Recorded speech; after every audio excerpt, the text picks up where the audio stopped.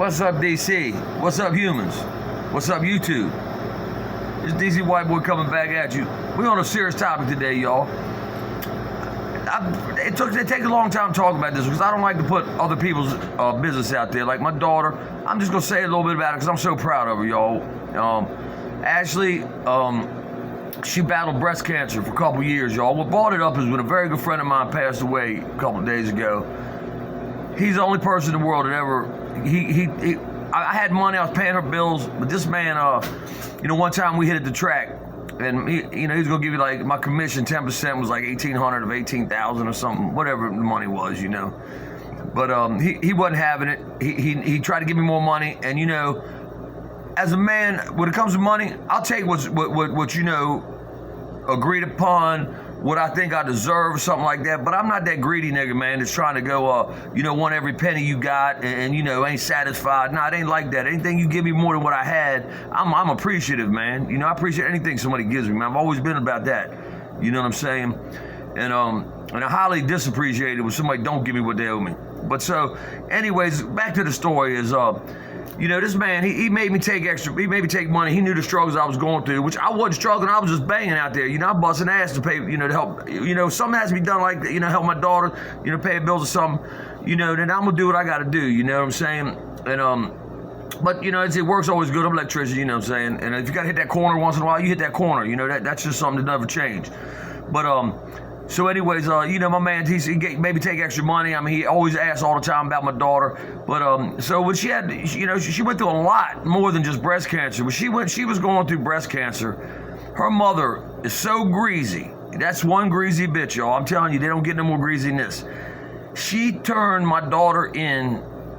She tried to take my daughter's daughter from her grandchild. Now, mind you, her mother didn't ever raise her. Her mother left him with her and her sister with me, man, one time when they was 15, 16 years old. We wasn't even together, like, you know what I'm saying? She just disappeared. But that's all cool. I love Jenny and Ashley, that was good. But during her having breast cancer, her mother turns her into social services, y'all, to the government, reports her for carrying insurance on her kids, her daughter, when she was not in the same state. Like, she was in North Carolina and still had insurance in Virginia. Now, mind you, a single mother, 3 kids, and my youngest grandchild, Maddie, she had ear problems. She had like 6, 7 ear operations, and she couldn't hear till she was like 2, 1, 2. Okay, she went to another state and she kept her medical insurance, which I'm gonna get to how fucked up the feds are, why I hate federal police, I hate the feds, I hate the government, you know what I'm saying? Really, seriously, I don't trust none of them. But because my daughter went to prison for that. Her mother turned her in for that. Her mother snatched up when she gets locked up. She gets indicted in the middle of chemo. I mean, she had been doing it for a good minute. She was getting winding down. They put her in Virginia, the common-ass Commonwealth state for the common and the wealthy. They locked my daughter up for $50,000 of medical bills that she used to have operations on her medical card. Her what do you call that? The Medicaid card or whatever, y'all. All right. So now, right off the get-go, yeah, did she break the law? Yeah, she did. She did it for a kid, man. She did it for her daughter. You know what I mean? That's some bullshit, But so anyway, but her mother turned her in. So her mother gets her daughter. Well, as soon as my daughter gets out, she does her time like a year. She gets out, she goes right back, takes her mother to court. She gets her daughter right back. She gets her right back from her mother, But in the middle of going through breast cancer, fighting for your life, losing 2 breasts, she ended up losing both breasts. They cut one off, so you might as well take the other one off because it's more likely she had the most dangerous, aggressive breast cancer there was. She had to take the one kind of, the chemo she took was called Red Devil. You can only take it once in your life. Her nurse was a survivor of that strain of cancer for like 7 or 8 years. And I'm going to tell you something, my daughter's tatted up. She's got more than me probably. I don't know. It's close. We never counted. She's got some nice shit though. And she's very beautiful. Well, can you imagine self-esteem when a girl has to have her breast cut off? They did put new breasts back on, and everything, reconstructive. They did all that, but she survived it, y'all. I was in the hospital with her several times, spending nights when her white blood cell count would go bad. So I'm telling you all this because in case you encounter this with your kids, with your fathers, with your mothers, with whatever, man, it's hard. And the hardest part of being a parent or somebody that loves somebody is that you can do nothing, man. You watch this beautiful, beautiful person dwindling away from the chemo and all this, but still ain't giving up. One time her nurse had to told her, hers was straight up what her nurse told her. She goes, look, you little bitch, you better listen to your dad and start eating some weed or smoking some weed, eating some edible, smoking some weed, because you're going to need it for your appetite to keep your strength up. Your dad's right, because she never smoked no weed or nothing, man. She, it's weird, but, of course, that's what I do. I smoke it, I eat edibles, all that. That's my only medicine. I don't take no narcotics. My friends will tell you, I've been broke up last few years with shit. Car accident, broken heel, crushed ankle, torn ACL, anything that happened to me.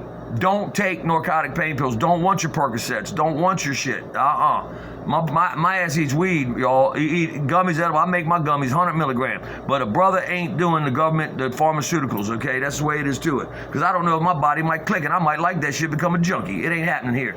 So anyways, I went to going through this with you're looking at your daughter. I'm spending the night high, her white blood cells. You don't know if this, how could she die? How could this? Well, they do every day, y'all. And it's a shame, it's sad. And let me tell you something about all you little punks out here and all you little bitches complaining and crying about something. Man, I worked at Children's Hospital for 6 days in a union before I quit. I was up in the cancer ward, had to redoing lights, do electrical work, I told you. So, man, I cried every day, y'all. I looked at 2-year-old, 1-year-old kids, parents holding, they're bald-headed. They're dying. They got 6 months, they got 2 months.